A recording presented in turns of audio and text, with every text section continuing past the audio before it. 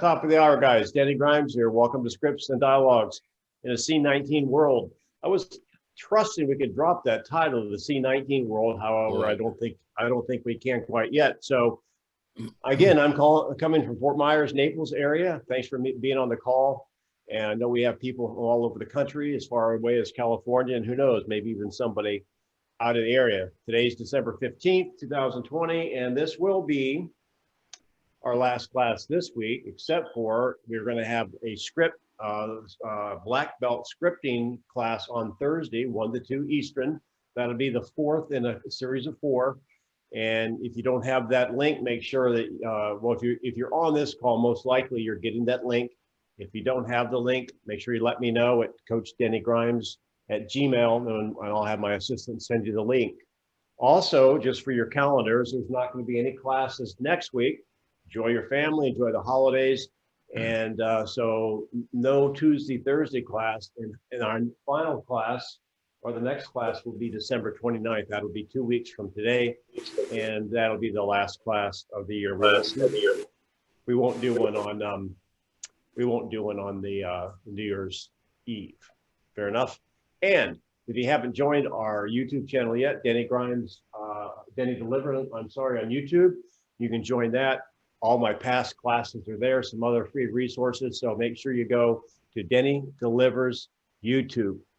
Now, just a little note, you're going to have to dig a little bit because there's other Denny Delivers type things will come up. You'll see race car drivers. You might see a preacher somewhere. That it's not me because he sings and I don't sing. So dig until you get Denny Delivers, and it looks like a picture of me on there, and that'll be what we do. Okay, let's get started. As you know, we practice the same type of role play and scripting that I like. There's several different styles out there. I always follow the question-based, listening enhanced conversational scripts. And I'm always amazed, you guys, at what we learn the more we do this. And I know I have some faithful subscribers that are here week after week, and sometimes more than one time a week. I was talking to someone, just Kevin. He's checked out the latest ones I've posted on YouTube, and your skill level will really increase. And this is the progression of what happens. When you become more comfortable at what to say, then you will basically be having conversational scripts, and it will get easier and easier over time because you're not focused on what you're saying. You have the opportunity to listen to what they're saying. And it becomes very, very intuitive of just carrying on a conversation. I've used an example before. If I were coming to your house and I was lost and I were to call you and say, listen, I'm on my way to your house for the party and I'm a little bit turned around. I don't know where I am. Help me. Your first question would be, well, tell me where you are. I thought I'd just give you another little metaphor here. Imagine if you're driving down the road and you're out driving, looking for someplace, and you're lost. You pull over like this young lady pulls over and asks the guy and basically makes the comment, hey, I'm lost. Will you help me? Intuitively, you don't have to memorize the script. You say, well, sure. Where are you going? And I want you to lock that into your memory, because each of our buyers and sellers, and we're going to be talking about what's really going on in the market right now. Are things becoming less disruptive or more disruptive? Which way do you think the market's going? Are people becoming more comfortable in the environment, both politically and around the COVID, or not? It seems to kind of go back and forth a little bit. So again, when you meet a buyer or seller, they're going to be on they are going to be on the road to go in some particular direction. And all we have to do is say, where are you going? I'm happy to help you get there. So if you treat every conversation like that if they're actually looking to go to the Cracker Barrel and basically we want them to go to McDonald's, that doesn't work. Help them get to where they're going by asking great questions. All right. So speaking of asking great questions, just as a review, when we do our role plays today, and I trust you'll want to participate, we always follow the same model. When I say follow the model, acknowledge, isolate, answer, close by using questions. I love pictures, and I love another metaphor here. Make sure you get to the center of the Tootsie Roll Pop. Speaking of listening, when we were doing our team role play this past week, there's been several opportunities that I've been proud of my team because they've been great role play partners. And we're not doing script practice. Script practice is reading back and forth. We're actually doing situational role plays. And one of the things that I'm picking up on that I think is a skill that it naturally develops when you feel more comfortable in what to say is that you listen more. We had a couple of role plays in the last couple of days where basically the client, and one of my team members was actually a seller or a buyer, can't remember which, I think in this case was a buyer, and was basically dropping clues right and left. And the newer people on the call, and you have to start somewhere, were more worried about what they were going to say next and say, well, I heard this script, I heard this objection handler, so does it fit there? Versus just listening to what they have to say. It'll be magical what happens when you start to listen. So this is the first question I'm going to ask you, and you can participate in this if you want. You can chat in there. I've got Sunny back at the office watching the chat. This is the question that's rolling around in my brain at the end of 2020. Uncertainty. Is it up or down? We started the year awesome. Then, of course, COVID hit, uncertainty, fear. We went through all of that, and we seem to kind of move away from that a little bit. Now, again, I'm in Florida. We're still open for business, and I know some states are shut down, and and some people have higher levels of fear than others. However, let me ask you, based in your market, you can either speak up or put it in the chat, and Sonny, you can read them out to me. In your market, in fact, it might be easier just to put it in the chat so we don't step on each other. In your market, do you feel the population is of buyers and sellers where you are? Uncertainty is up or down. Just put up or down. And I'm just kind of curious what you sense is going on in the buyers and sellers' mind there when it comes to uncertainty. We've got up in the panhandle, up from Jeff, Jennifer, and Joanne, up in the Midwest,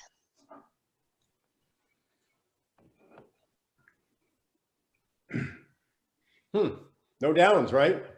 no downs. Yeah, well, I think that's very interesting. And what's, and my wife is here and she's going to fly back to her home in Alaska on Thursday. And again, Alaska is one of those, particularly Anchorage is pretty tight flying in and out of there. And if you don't have a recent COVID test within a few days, you have to take one there at the airport. It's $250. They're very careful about letting people in. I saw something on the news today that a young couple got kicked off an airplane because their 2-year-old wouldn't keep a mask on. So I think this stuff is just kind of snowballing a little bit. So if that's the case, and there seems to be a general agreement out there that uncertainty is going up, we're past the election now. However, the numbers of COVID are increasing. There's lockdowns. I understand in New York, there may be somebody here in New York that indoor dining is not permitted in some areas of New York. So what will that mean to the real estate market? So I did a little Google search, and it was searching headlines, and I've shared this before to you guys. One of the best things you could do is, so you can get a feel or a pulse of what's being written in the market, is Google alert the opinion leaders around your area, like Lawrence Yun, YUN. Just Google alert him, Gary Keller, Inman News. Maybe there's some other things out there, and just kind of watch the headlines. Now, what's really, really interesting, guys, is when you think about the trends in the market, we're on the front lines. And I can tell you that many times we will begin to feel a nuance in the market before the media even prints it or has it on the news, right? For example, we had a great month in November, probably one of our best Novembers ever. And the media really doesn't track pending home sales as much as closed home sales. Closed home sales are still trending pretty good. Prices are still trending up. So there's going to be a lot of chatter out there that's positive. And remember, if the market slows down a little bit, there is a lag time between what the market does and what the media does. The media is always behind. We saw that happen in January and February. Things were going great. and our March close sales were good. Our April close sales were good, yet we were seeing the pending start to fall. Now, I'm only letting you know this because you will pick up the vibrations in the market before the media does. Now, I know your buyers and sellers are going to be watching the media that may affect them. I was on the plane one time with a professional fisherman, or person, was a guy, so maybe it was a fisherman. And he carries his poles around with him in these containers and whatever. And so I started having a conversation with him a little bit about it because I'm not a professional fisherman. And he was talking about how he can feel the vibration of the line. He keeps his finger on the line. And that makes sense to me because I used the analogy last week of a surfer kind of watching the ocean. I want you guys to be very in tune to the nuances in your marketplace because of the level of uncertainty. If the level of uncertainty is increasing, and collectively so far, everyone here on the call said it was, what conversations or concerns do you think your buyers and sellers will have? Will you be prepared for them? Okay, so I thought we'd talk a little bit about that and throw something up here like this is, we want to buy, but aren't sure this is the right time. Now, we've gone over many of these types of scripts before. However, I want to bring things back to this point in time in December 2020, particularly with uncertainty rising. I want us to make sure you're pretty sharp on handling objections like this. And I want to bring back probably a script that you should have memorized by now if you've been on the calls for a long time. One of the best ways to figure out, when you go back to this slide here, well, hang on one second, this one, you got to find out where they are, all right? I would like to buy, however, I am concerned it may not be the right time. And so in the question-based role plays that we do, there's a lot of things here to unpack. Now, no one on this call would do this. However, you can imagine how an agent might. A non-practice agent on question-based listing enhanced conversational scripts would be to attack that. And they'll say, well, you know, have you seen the papers? Do you know we're in a white hot market? Tell. That's not how we attack that, right? Because we don't know what they mean by the right time. Maybe they're expecting a baby. Maybe they're expecting a transfer. Let them define what timing is. However, at some point in time, this is the ultimate question you want to ask people. Have your cameras out or do a screenshot of this if you don't have this, and start using the meat thermometer. Remember, that's basically, that is the beginning of where they are. This is a script. Many of you have seen it before. I'm bringing it back up because I think we're going to have to go back to the basics, particularly with the uncertainty rising. We're going to have to go back to the basics of making sure we have a clear understanding what their opinion of the market and the prognosis of the future is. And it says, based on your opinion of the market, and I always say there's no right or wrong. Do you feel the market's working in your favor or working against you? Because when it comes to timing, going back to that objection, the right time, tell me more about the right time. What do you mean the right time? Where do you get that information from? And I can tell you, it's pretty simple. It's pretty binary. They will either think it's, when you ask, or if they have that concern, or when you ask the meat thermometer question, they will either give you the answer you hope they'll give you, or one they won't. If they're a seller, they may say, yeah, well, I don't think the market's in my favor right now because of COVID, blah, blah, blah. Or they might say, I think it is in my favor. No matter what they say, dig and understand why they believe that. A buyer may say, you know, I don't think it's a good time to buy. People are talking about COVID. They're going to be a shutdown. I fear prices are going to fall. Now, they will either fall, stay the same, or rise. Why do you believe that, Mr. Buyer or Mrs. Buyer? And where do you get that information from? So get a clear picture on where they are. Now, again, it's not our job to overcome every one of their concerns. It's our job to lay in some information is that, yes, that could happen. And however, there's going to be a potential negative side effect from waiting. And we could go through that for example. We can do a 3-minute role play right here, and I'll show you how we can demonstrate that. Who is brave enough to get vocal on our call today? And we'll do a quick 3-minute role play and how we can demonstrate this.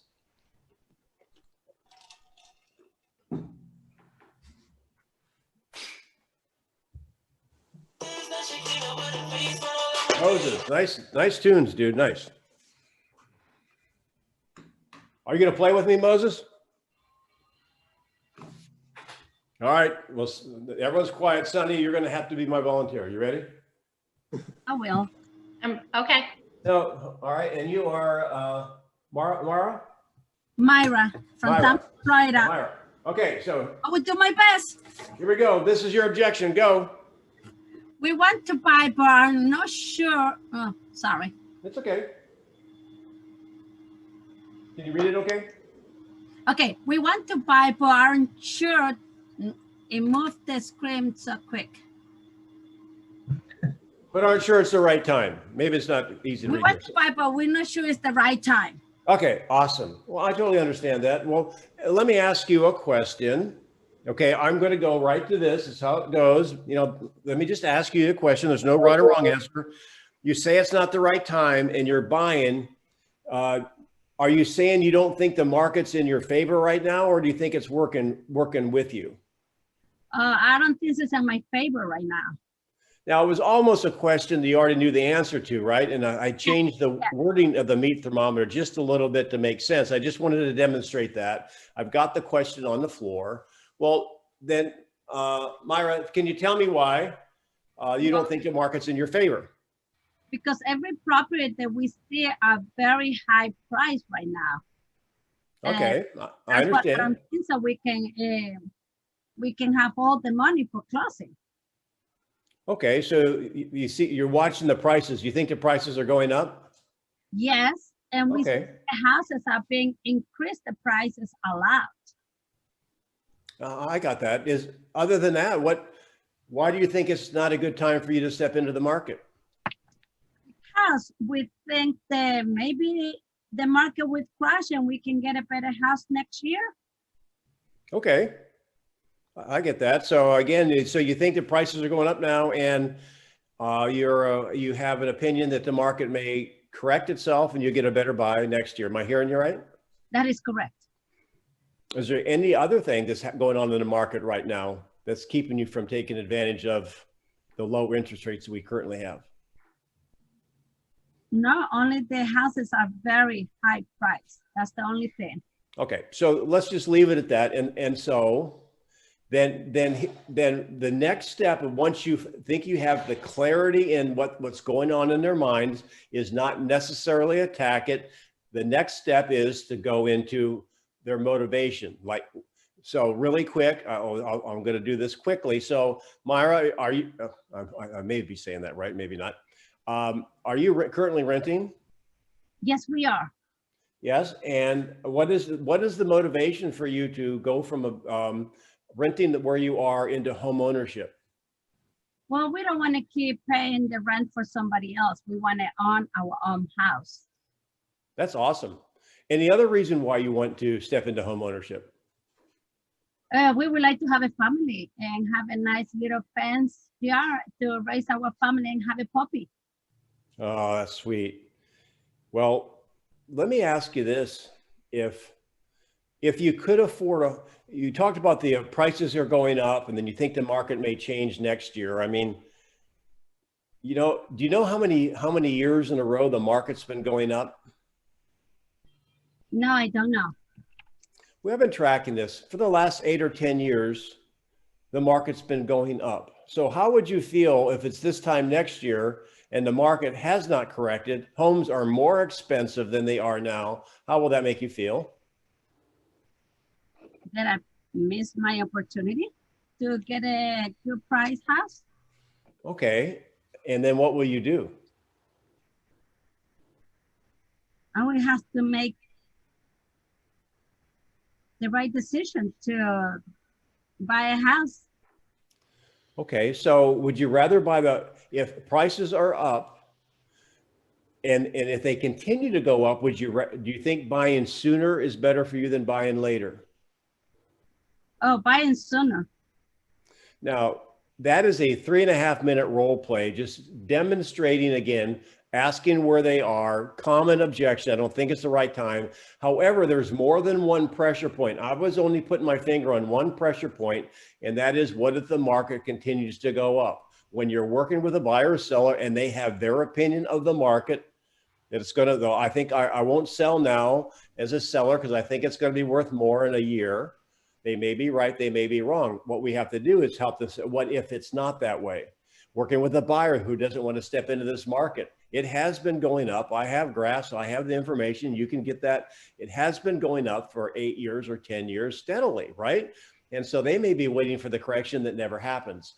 The other pressure point is if you listened. Now, this is going to be a quiz, pop quiz. And if you get the answer to this right, I'll enter you into the drawing for 2 tickets to Greece, right? So, what would have been another pressure point? It has to do with motivation. You can type it in or you can unmic yourself. Who was listening? What is her motivation? Raise a family. Start a family. That's one. Yes. That's a key one, right? And there's another one. Own a piece of real estate. That she doesn't want to pay rent anymore. She wants to pay in her own property. The pride of ownership. She's wanting to move her life forward. She wants to have that start building equity and quit renting. Right? She wants wants her own place so she can start a family. So if you were going to use that as a pressure point, so how would you feel if when you have that new home and it's that new place for you, that new home that you're moving in and you can start your family and you got the yard and so forth? How will that make you feel? Oh, Right? amazing. And so with those understanding those levers on motivation, which you listened well, congratulations, here's the concept that I want you to kind of get through your brain, is that for a buyer to wait in the upward moving market. Yes, you notice we didn't even have to talk about interest rates, which we could have. Every day she wakes up, every day a buyer wakes up in the current market conditions with it moving up. Their buying power is getting less and less. Every day they wake, theoretically, their home becomes smaller. It becomes further away from the school they want their kids to go to. You see, that is the picture we have to help them understand. Now, again, they could, if they don't, I'm not going to buy until the market changes. Well, okay, well, what if it takes a year or 2 or 3 or 5 or 10? And there's people that 8 years ago wanted to buy a house and didn't because they wanted to market. They thought the market was too expensive, but they've been better off to buy 8 years ago or today. So that's a demonstration of how to do that. Now, again, from a seller standpoint, I won't go through this because you guys have had this before. In case you didn't make a copy of it, make sure you have, particularly for the sellers right now that are feeling a little bit more uncertain.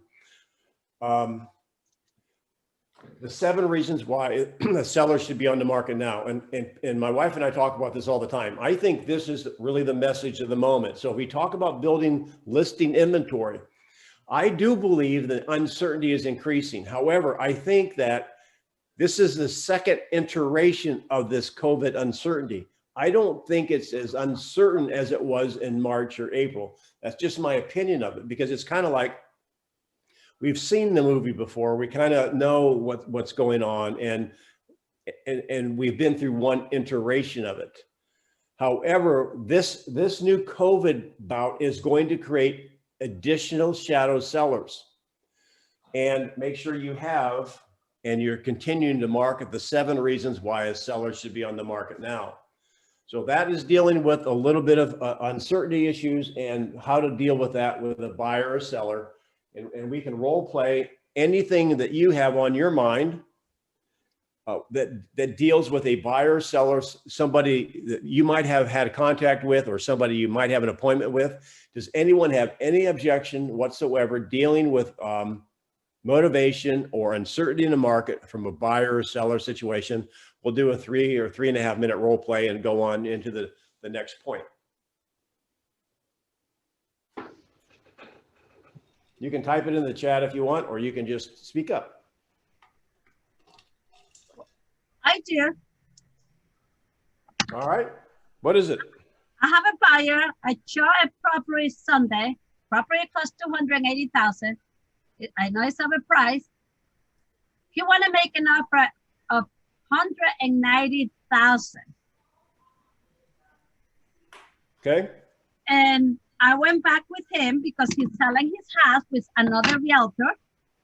And I asked him, let's put yourself in the seller's shoes. How would you feel if somebody comes to you and offer you, make an offer that low? How would you make you feel?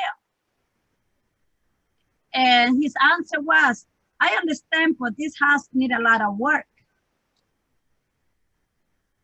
So what was the asking price? 280.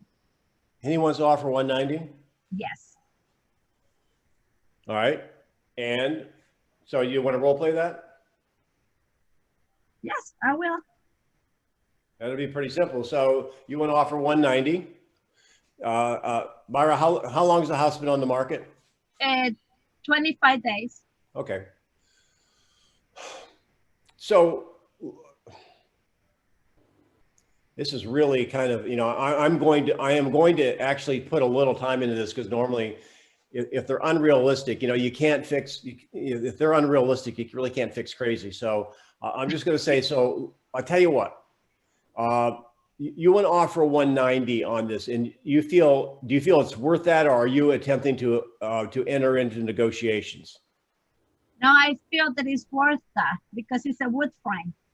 Got it. Okay. So this is another perfect example. I'm going to demonstrate going back to the basics. Another example, you can say, you can use the meat thermometer. Let them trap themselves. Hey, you're a buyer in this market. Do you think the market's working in your favor or working against you, Myra? When you ask that question, as soon as you ask that question, they're going to realize it's going to be check. May not be checkmate, it's going to be check. Because they're going to build a cage they're not going to be able to get out of. All right. And then, by the way, if you have unrealistic people like that, what I can do, rather than taking up all the time and the paper and to write it up, I say, tell you what, I'll call the other agent. That is so low, it's not even worth putting on paper. I'll call the other agent and we can get a quick no and move on. Is that okay? Yes, and that's what I did. Good. That's awesome. Thank you, Myra. Anything else before we move on? Any objection right now dealing with a buyer or seller in an uncertain setting? I have a question to add on to hers. Yep. You came back and said, if the market is working towards you or against you at the moment, Yep. and at the moment is working against me. However, if the property has a lot of work involved that needs to be fixed on this, wood frame home, how do you go against that? What do you say at that point? Well, is it possible the home is worth 190 and it's on the market at 280? Is that possible? No. What's possible? I don't think it's realistic. I have a feeling in every transaction, there's something that's, you can count on something that's almost in every transaction. You're going to have a realistic seller and realistic buyer, which is awesome. Both can be unrealistic, and one is realistic and one is unrealistic. That's just the way it sorts out. Is the seller unrealistic at 280? Yes. It's not worth 280, right? No, it is not worth. It is worth 235. Then is your buyer realistic? Yes. No. No, I don't think so. 190. So Well, no, I don't think so. 190, but I have the space to be able to work with him if the seller eventually will drop the price. well, that's why I asked the question up front. Are you attempting to open negotiation, or is your intentions to buy it at 190? Because 190 is unrealistic. So Open negotiation. the issue is really, the question for me is not every buyer I've worked with has ever bought a particular, every house they made an offer on. However, I need to figure out, are they worth saving, or do we want to get rid of them and quit wasting time with people we're not going to make money on? So that's how I'd handle that. I want to go to like to point number 2 here real fast and talk about listings a little bit. I want to talk about your listing presentation. Do you have a listing presentation, or do you have a listing menu? And so I got with my wife, and who happens to be here, and she has her listing presentation, and she's taken a lot of information right from Gary Keller's research on what sellers are looking for. And I want to put in, I want you to get a little bit sharper on your listing presentation, because a listing taken now is a listing sold.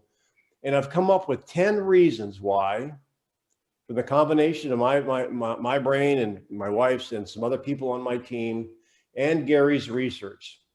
And you can add to this, you can go into the chat, add to it. I'm going to give you a presentation, a great way to start your listing presentation, particularly with our question-based listing enhanced conversational scripts.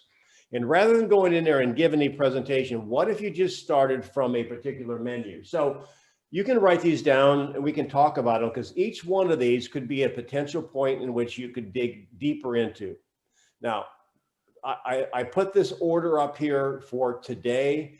I'm going to play with it. I purposely am playing with the order because I don't think they all should be like marketing, pricing, and all that stuff. I kind of spread out some things that would be more relationship based. Okay, so imagine this list: trust and likability. So if you lay the menu out for the potential seller and you give them a menu and say, listen, research from the National Association of Realtors says there's about 10 reasons why sellers choose their listing agent. And here's the list: trust and likability, communication, marketing, an easy exit agreement, experience, net the most dollars. They put my needs first, meaning the seller's needs first, pricing strategy, they offer guarantees, and concierge level services.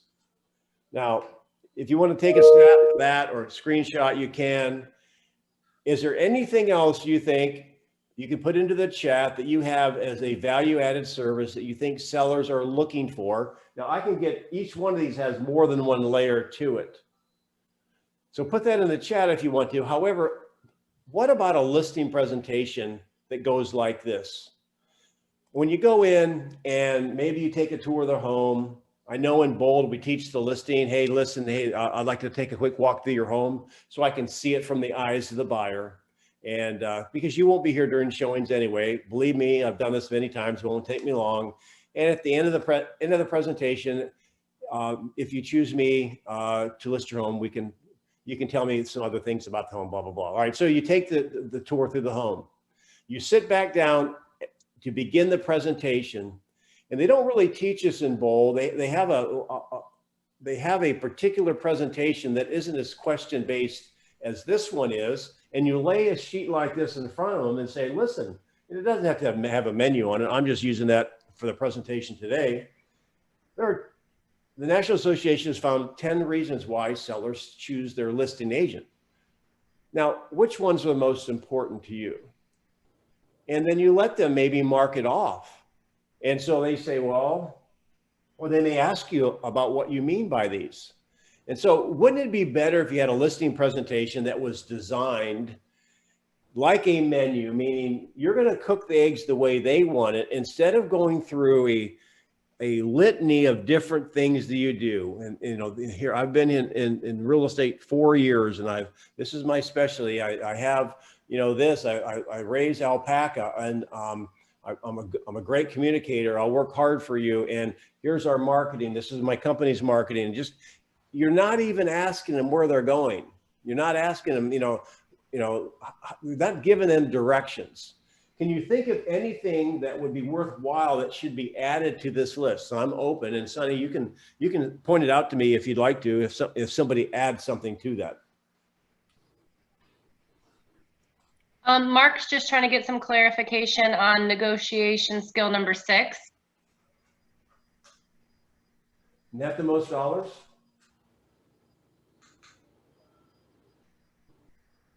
Mark, are you there?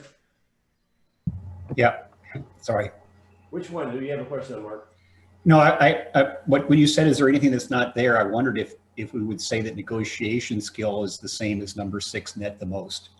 Well, you know what? I had negotiated. I ran out of room, and it could be. I'm going to make a note of that because I think that is a worthwhile one. Yes, Mark. You too.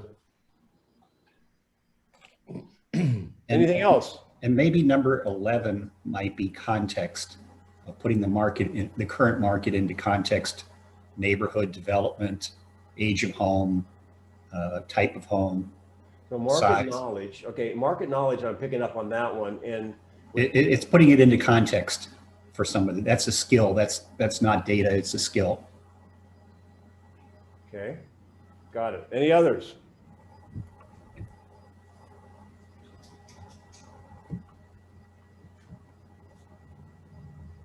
Now, those are great, Mark. Thanks. I think those are great additions. And they can be, some of those could be included in these words. I don't want to get too many on the list. And like, for example, market context or negotiation probably are stronger than some of the other things I have up here, like trust and likability, communication, marketing. What's interesting is, this is what I love about this approach. This is the first time I put together a list. I've seen Kristen's. This first time I've kind of put together a list, and what it gives you a roadmap to follow. And let's just, all right. So Mark or anybody else, you become a seller with me. All right, become a seller with me, and just role play. Let's walk through this, and let's have a conversation about what you think a seller may pick. Anybody want to be my seller? I will. Is that Jeff? Sure. All right. Well, how many, Jeff, I'll role play with you in a second. How many, but ask you guys in general, on average, and based on your experience, if you've done something like this, how many potential, if you had a list of 10, how many potential items do you think they would come up with? 3. Yeah, I say 3. Anybody think more? I think some people would say they want all of them. Okay. Let's start with that. If they say, well, I think they're all important. Okay.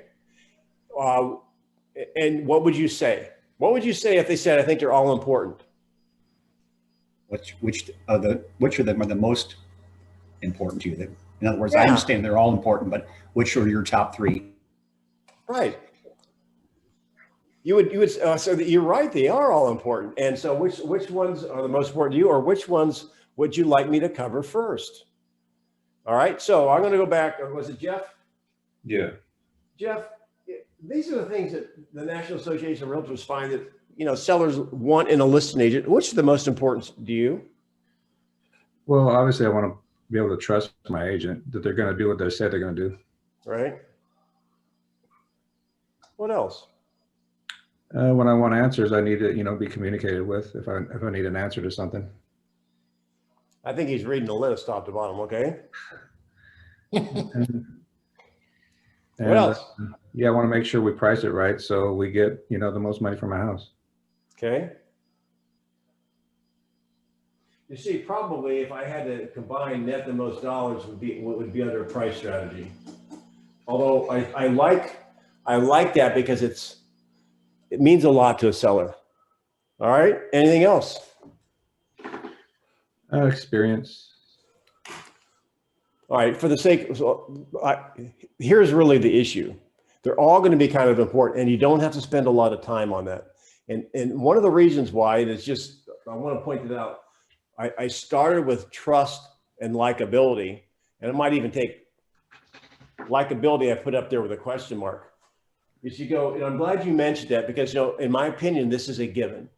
In any relationship, in business, there should be a level of trust, wouldn't you think? So that's a given.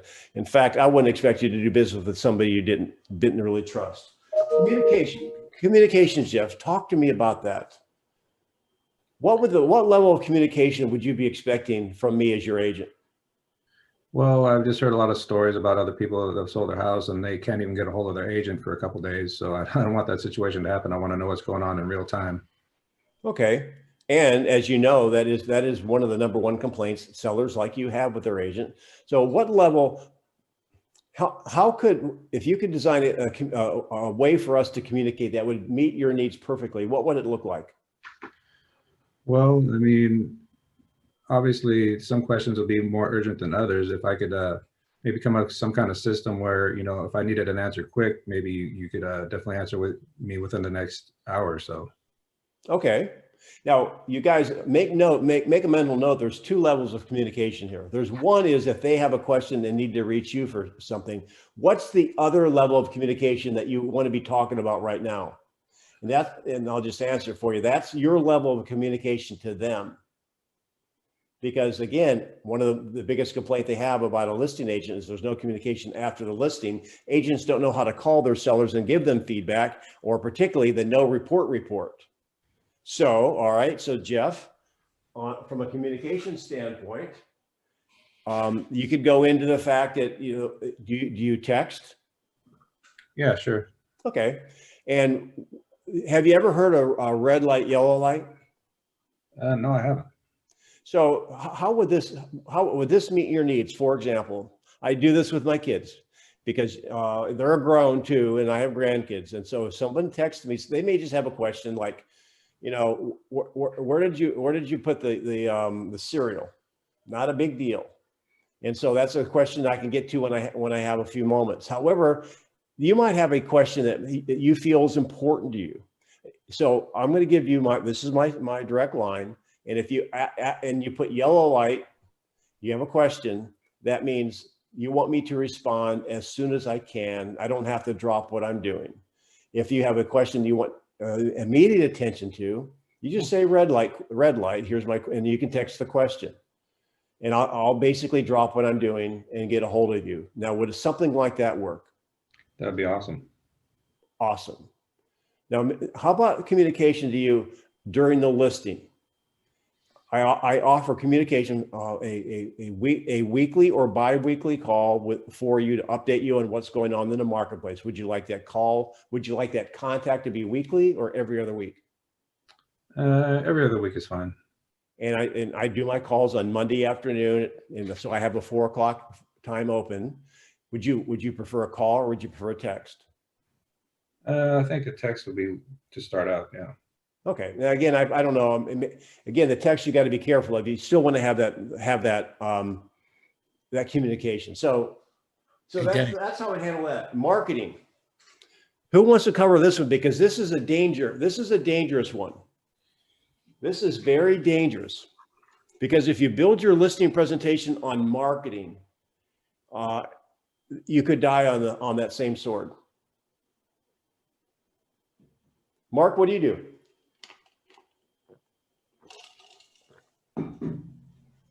Sorry, I'm going to focus on getting your listing in front of the people who are actually looking for the property. So whether that's through Command or other realtors that have listed or sold their homes in your area in the past 2 years, that's where my focus is going to be on marketing. Okay. And so I'll just be Jeff for a moment. All right. So what type of marketing do you do?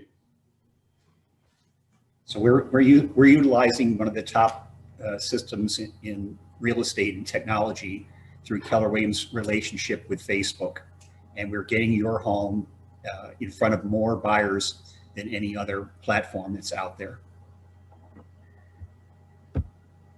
Okay.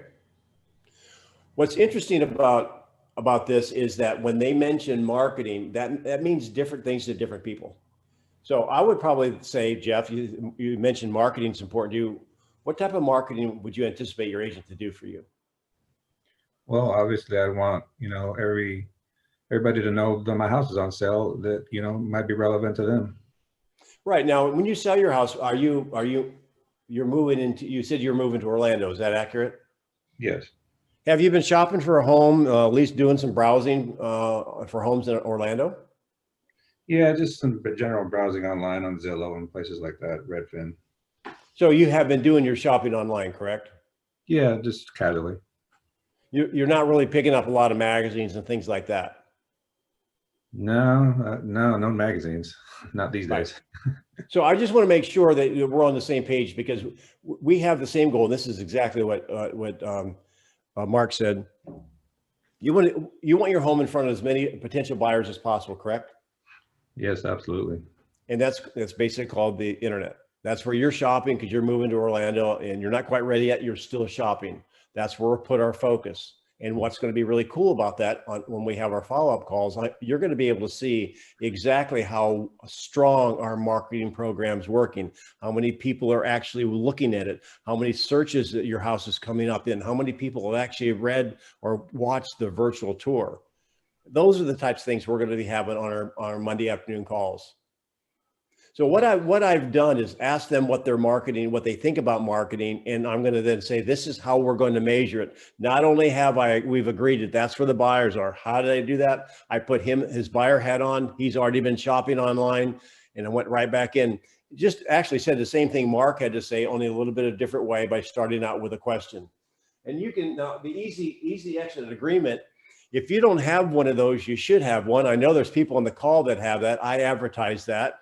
And what's interesting about that is not every agent does. And I could tell a potential horror story of agents that didn't have some of these different things in their value proposition, and it really put the seller in a pickle. Experience. Now, anyone want to know why I have that in my list? Take a guess. Because you have it. Yes. So if there's something here you don't have to have it in there.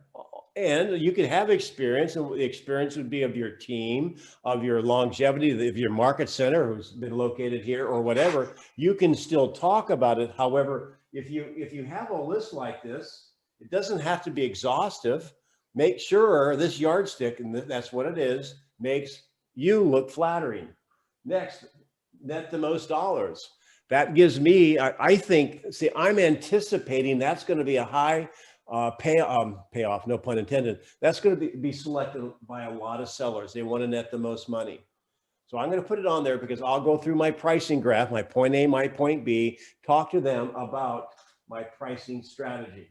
Put their needs first. I'm sure they'll want that. That's probably should be up here with trust and likability. Offer guarantees.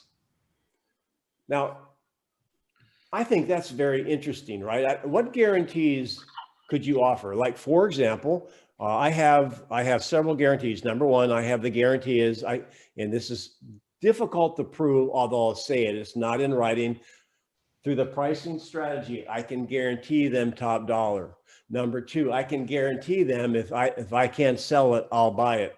I can guarantee them that if their buyer, I have a buyer easy exit for the buyer. If the buyer buys a house and they don't like it within a year, I'll sell it for that buyer free. So there's three particular guarantees that would help separate me from another agent. So if you're with a brokerage and you don't have anything like that, or you can talk to your broker, talk to your team leader, talk to your rain man or whatever. However, I have guarantees. That's why it's on my list.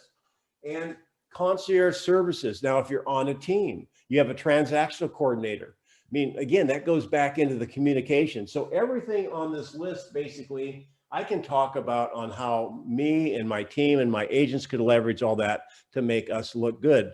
And I like the negotiation. I will probably add, I might combine a couple of these, and market knowledge I picked up. And then Mark, you were saying market context. Anything else that should be added to that list?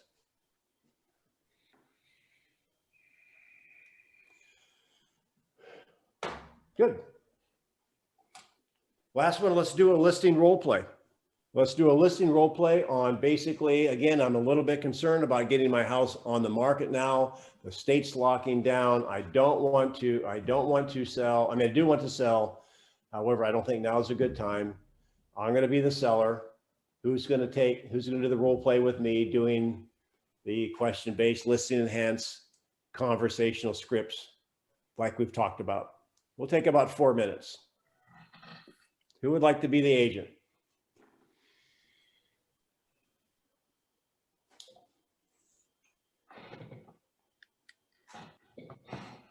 Come on. Step out. Step out.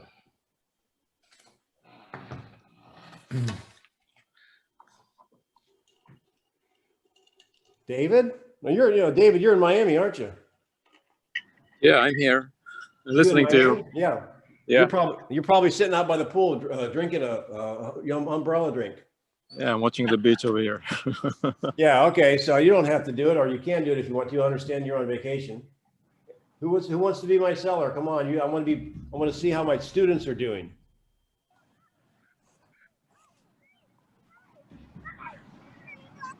All right. Or Denny. I'll do it. Thank you, Al. Al, hey, thanks for coming out, and you gave me a list of like 7 reasons why a seller should be on the market now. I thought that was pretty intriguing. I'm just a little bit concerned about moving forward right now. Are you acting as the agent, and now you want me to still be the seller, right? No, I'm the seller. You're the agent. See what you stepped into? Okay, I'm sorry. Repeat the question then. Yeah. Hey, I called you because you said there's 7 reasons why a seller should be in the market, and you came over here and showed me all that. And yeah, we do want to sell. I just don't think it's the right time right now to sell. Okay, Denny, let me ask you this. What is it that's most important about selling your home today? What's the most important thing about selling my home? Today, yes. Well, we're not urgent to sell. I mean, we'd like to get a bigger home. We're not moving out of the town. We just like to get more space, and it's not that urgent. I do a lot of studio work now, so I need an extra room. I'm tired of being cramped in this little closet to do my Zoom calls. So that's why I would like to move. Okay, so what you're saying is you're not in a big hurry necessarily, but ultimately you like to find a larger home. You got a place you can put your own studio to become more efficient in what you enjoy doing. Is there anything else, Denny, that you can think of that would prevent you from listing the house today? Well, now I'm a little confused by the question. We were talking about my motivation to sell, and the reason I don't want to sell now, so I don't want to sell, and I don't really think it's the right time. Okay. So, and I think it's the right time. What is the right time in your opinion? See, that's the beauty, you guys, is and that could mean like 150 different things, right? Well, it's kind of a perfect storm, Al. We got holidays going on right now. They're talking about the numbers of COVID are getting higher in Florida. I'm afraid they're going to lock us down. And to buy a house, a bigger house, I mean, prices are crazy. Okay.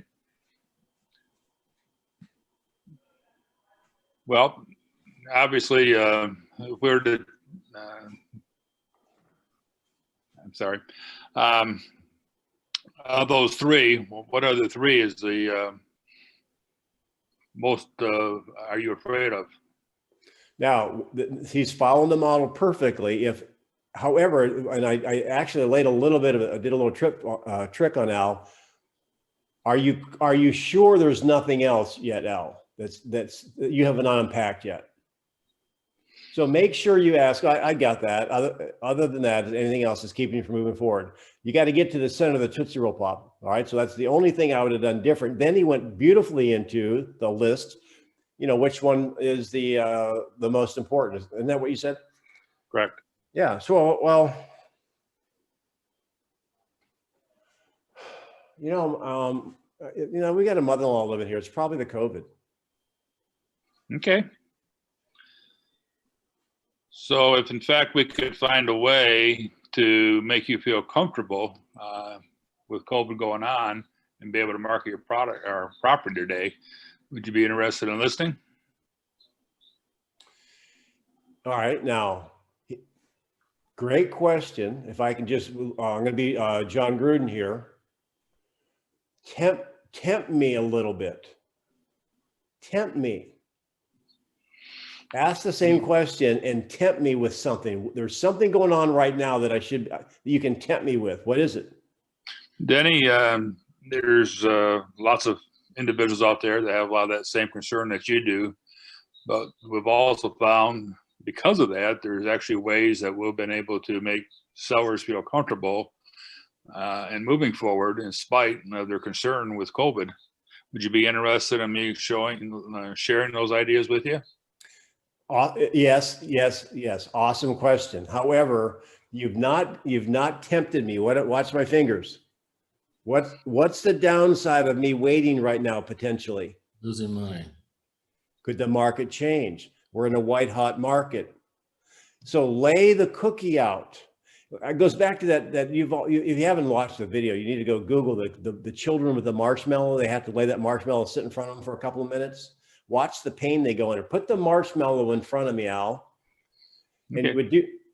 you would do that. It's like, well, you were asking the right question about selling now. It's like, wouldn't you want to take advantage of the white hot market we have right now? Well, and I'll just answer the question. Well, I understand you gave me 7 reasons why a seller should be on here in the market, and you told me that, it's all good. It's just that, I'm sure the market's going to be good in another month or two, and this vaccine gets distributed. Don't you think? I don't know, Denny. I don't have a crystal ball to answer that question. As you've seen from previously, back in the spring of this past year, that the market took a sudden downturn. Is it worth taking that risk at this point to you and your wife? Well, based on the numbers you said, I was shocked at how much you thought my home would be worth. So, I mean, I would like to be able to take advantage of the market we have now for sure. Yeah, I would like to be able to do that. Now, then we have the COVID issue. So I'm kind of in a rock and a hard place. And your mother-in-law is living with you, and obviously I respect your concern, not only for her, but even yourself. What in particular are you open to as far as suggestions and be able to market your house and at the same time protect you and your mother-in-law? Could she live with you?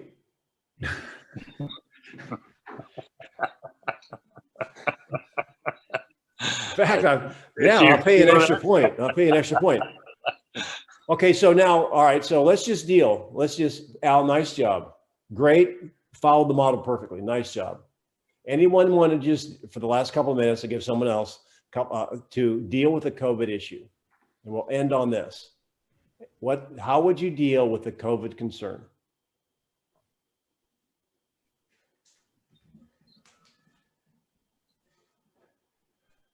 You guys are having to do this out there. So how are you doing it? Don't be shy. Come on.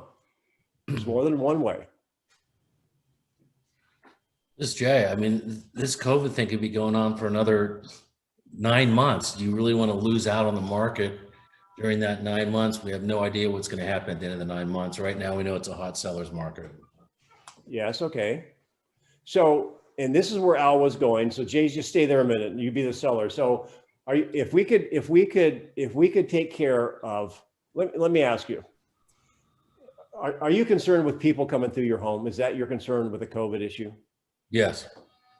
And are you saying then if we could limit that to, let's say, 1 or 2 in a very controlled setting, that could be potential buyers that would give you the number that you want for your home to help you get into a bigger home? Could that be manageable? Yes. That's where I want you to go with this. They're looking at this huge process of all these people coming in, and just ask them, take it to a very small point. You know, what if only one buyer? I mean, theoretically, if they're still standing firm, you got to be empathetic because of the mother-in-law or the health concerns or those types of things. And you could say, well, what if no one had to walk through your home? That would be the question that you could ask as a last resort. Jay, what if no one could walk through your home and you had a buyer that would buy your home and give you the money you needed to move into that larger home with a studio that you want? That would absolutely work. What'd you say? That would absolutely work.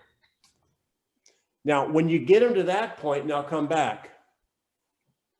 Now, I don't know what your brain's saying. Isn't it possible somebody can buy it without looking at it? Absolutely. So let me ask you this, then would it be at all realistic? I mean, reasonable to think that maybe we get somebody who's willing to make an offer on the home and maybe they only had one showing, right? They only saw it for one time. We could actually, you know, have them mask up and gloves on and everything. Would that be okay? Yes.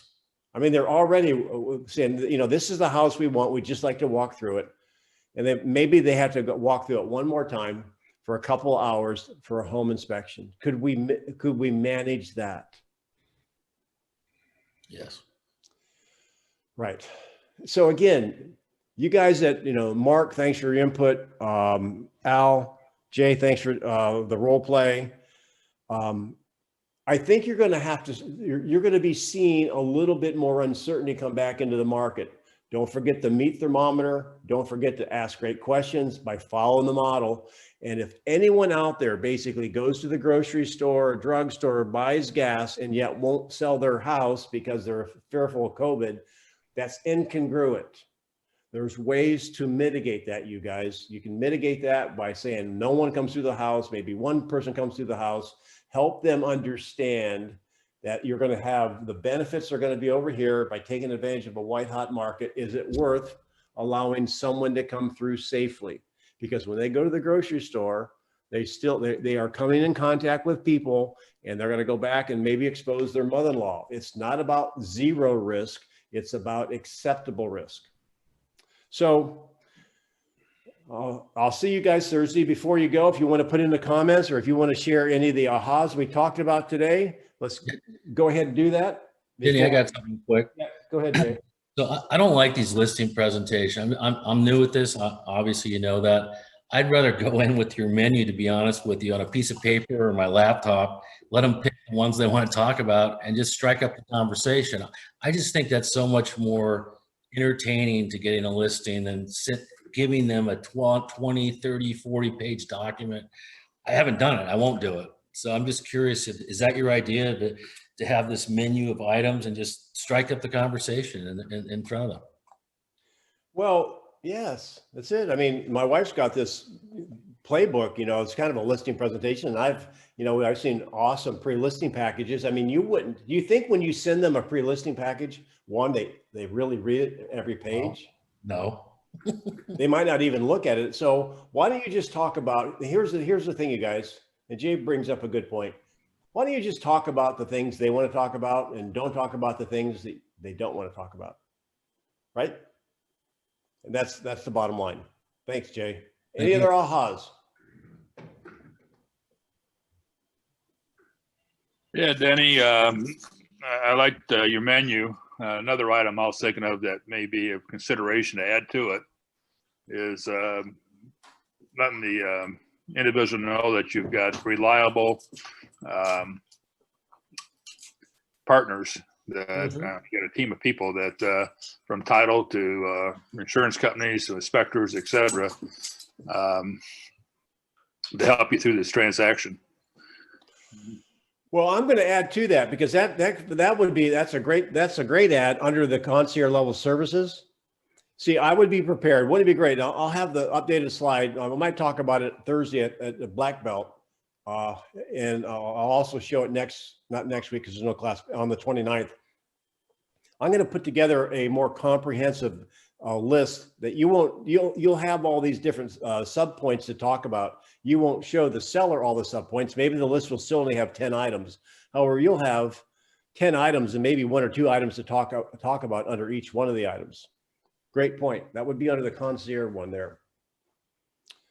Well, thanks so much for being on, and you guys, we'll see you Thursday if you're going to be part of my black belt. If not, have a great holiday. David, use a lot of suntan lotion, okay? And you're from New York, and I use that hot sun on the Miami beach. And until then, I'll see you on the 29th. Happy Thanks. holidays, Merry Christmas. You too, bud. Take care. Thanks, Danny.